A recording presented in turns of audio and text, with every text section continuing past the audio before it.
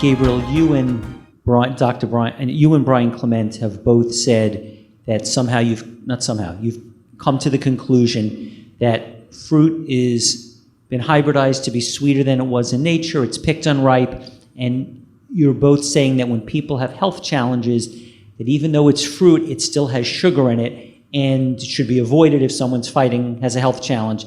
And if someone's well, it still is something that you're saying should be very moderate. Most of the other whole food plant-based people have a more open approach to fruit and are saying it's definitely part of the program.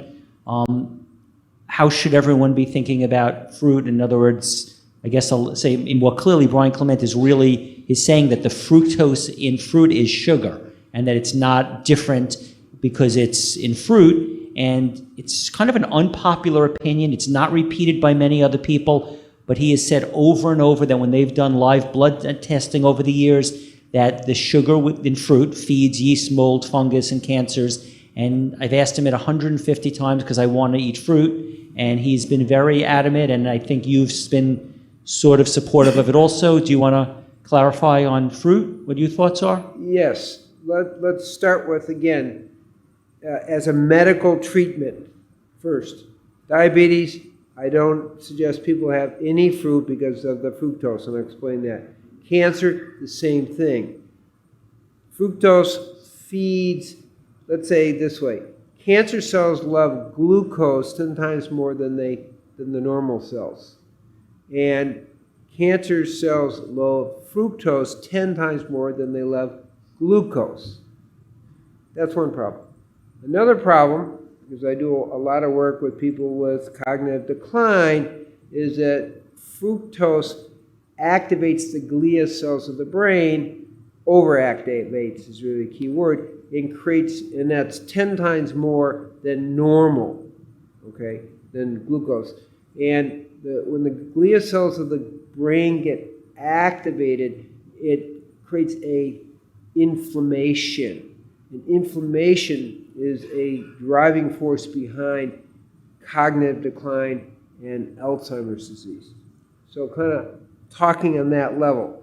Now, in terms of, okay, your diabetes is done, your blood sugar is, perfect, 70 to 85, everything's good, then fine, let's say you can have some fruit. Now, in my studies, there's about at least 8 studies out there, there's only 3 fruits that don't seem to raise your blood sugar.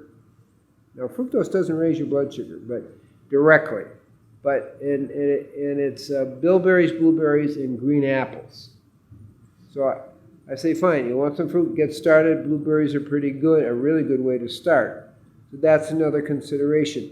A third consideration is some people are saying more than 15 or say 15 to 25 grams of fruit, it's like 2 bananas or something like that, is pretty safe, meaning it's not having a negative impact. When we start, the average American runs about 81 grams of fructose. Fructose in excess, we mentioned 3 things. Accelerates diabetes indirectly because it disrupts leptin, insulin signaling, and a few other things, which really are a problem for diabetes. Fructose inflames the brain. Fructose is associated with increased excess fructose with heart disease, gout, kidney stones, cognitive decline, and Alzheimer's. So excess fructose is what we're looking at. So a little bit of fruit doesn't seem to be a problem. And so I'm not quite as strong about it as Brian, but he is treating a lot of cancer people, and fructose really feeds cancer. So I think we're coming from clinically, hey, that's really emergency if you have cancer. You need to do everything you can not to aggravate the cancer cells. I mean, attempt them, feed them. So, but once we're clear of that, of the diabetes and cancer, then a little bit of fruit is, I think, fine. It's really not, as far as I can tell, not a problem. So it's time to, as the cardiologist up here, time to confess that I carry them around with me wherever I go. But those of you, again, I'm going to preview my talk for tomorrow. Sugar, whether it's a sucrose, fructose, galactose, really does produce an insulin response. And to the extent that that does that, it really does harm the cardiovascular system. Makes your LDL cholesterol more dangerous by glycating it, okay? Decreases your HDL cholesterol, increasing your triglyceride. What is triglyceride? Well, it's supposed to be fat. Well, you give sugar to your liver and you will make fat. And so that insulin response is associated with higher blood pressures, with more blood vessel damage, more vascular events, heart attack, stroke, and death. And so I usually, more in my nuclear circles, make the analogy that, everybody knows what a nuclear reactor is like, and you've got all this uranium, plutonium, and it's going to go nuclear, so to speak, if you don't have control rods, which are usually cadmium. You need something in there to stop that horrific reaction from happening. Well, we actually have that in fruit. It's called fiber, okay? And so I would encourage anyone who's concerned about it, I can't tell you exactly, but going to a lot of vegan conferences, I've learned that about a 4-to-1 ratio of sugar to fiber is what makes sure that you do not get that horrific insulin response. And so that 4-to-1 ratio, if you look at something like Snackwell's, it's 22-to-1. That's really not what we want in terms of sugar. And there are some fruits that are extremely high in sugar and very low in fiber, notably grapes. And so once I read that, grapes and raisins, I put them on a salad or something like that. I wouldn't eat them by themselves. But there are some fruits that are extremely high in fiber, such as, some have been mentioned, blueberries, but blackberries and raspberries are much more high in fiber and less sugar, and therefore you're not going to get that dreaded insulin response. That's really good. Can I go on that? Because I'm in the same boat as you. I actually treat a lot of diabetics and even cancer patients the same way. But in any case, I just want to make two things clear. What you said is that we generally recommend that people eat a low glycemic diet, and for example, white potatoes are more glycemic than fruit would be even. But we find that one piece of fruit with a low glycemic meal, with a healthy meal with vegetables and beans and mushrooms and and onions and tomato, that one piece of fruit does not raise the insulin response in an otherwise healthy meal. And that in treating my diabetics, I have one right in my clinic right now who was a type 1.5, I think, who came in with a glucose of over 500.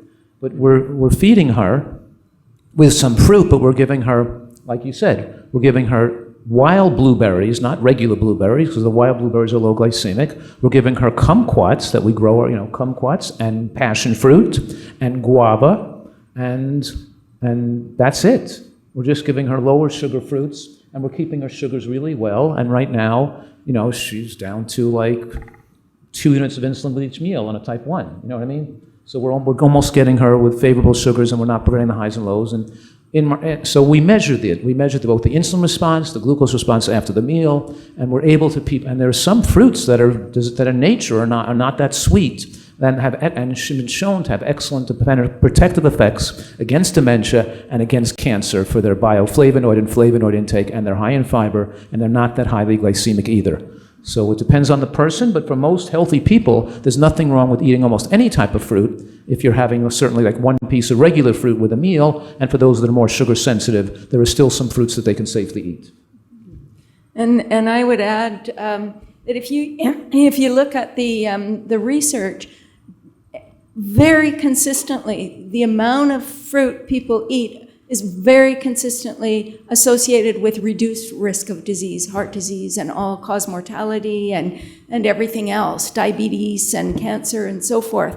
So I think that's one thing to consider. And then the other thing to be aware of, and this is really new information, so it may shock everybody at the table here, but there was a 2018 report from Cell Metabolism that actually put a tracer on fructose to see what was actually happening to fructose. We used to always think that fructose got shuttled straight to the liver, and that the liver had to deal with it, and it would either get turned into fatty acids or it would get turned into glucose to be used. as energy. We now know that that's actually not true. What happens to fructose happens largely in the intestinal tract. There are enzymes in the intestinal tract that convert about 86% of the fructose you eat into glucose before it ever enters the bloodstream. And so only about 14% gets through.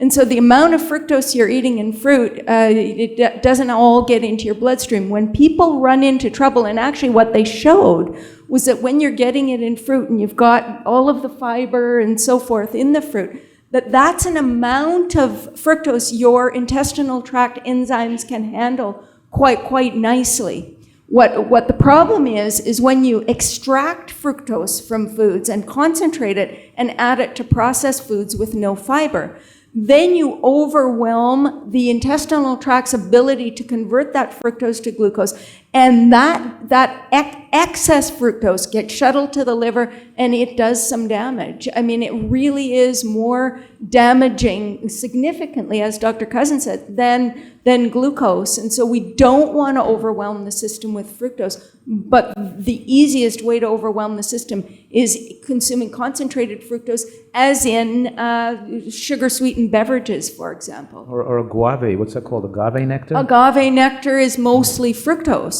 And so, but even table sugar is 50% glucose, 50% fructose. High fructose corn syrup is about 55, usually 55 fructose, 45 glucose. Well, sucrose is 50-50. It's not really that much difference. The difference is, of course, in sucrose, it's a disaccharide that are bound together, and you have to cleave them apart before you absorb it. Whereas with fructose, with pure fructose, it's a single molecule that gets absorbed probably even more quickly because it doesn't have to get broken down. But just something to be aware of, that it's a little bit of a different metabolic process than we used to think it was. So we're just starting to learn about the metabolic fate of fructose.